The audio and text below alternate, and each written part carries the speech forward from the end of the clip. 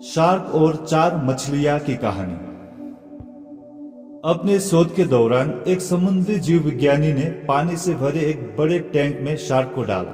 कुछ देर बाद उसने उसमें कुछ चार मछलियां डाल दी।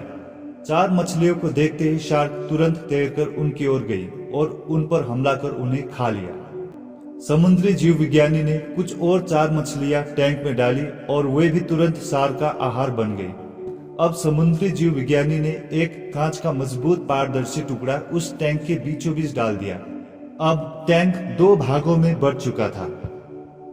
एक भाग में शार्क थी, दूसरे भाग में उसने चार मछलियां डाल दी।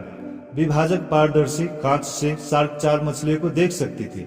चार मछलियों को देख शार्क फिर से उन पर हमला करने के लिए उस ओर तैरी, लेकिन कांच के विभाजक टुकड़े से टकरा कर रह गई।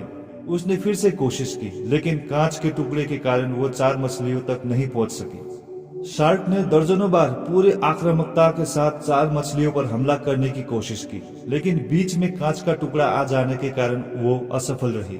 कई दिनों तक शार्क उन कांच के विभाजक के पार जाने का प्रयास करती रही, लेकिन सफल ना हो सकी।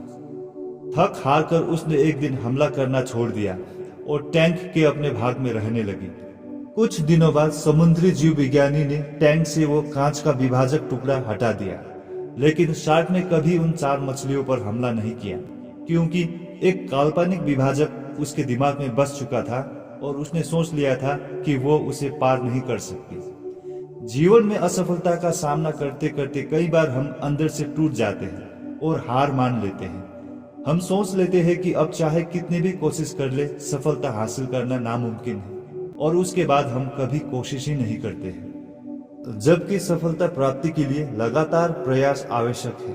परिस्थितियां बदलती रहती है, इसलिए अतीत की असफलता को दिमाग पर हावी ना होने दें और पूरी लगन से फिर मेहनत करें।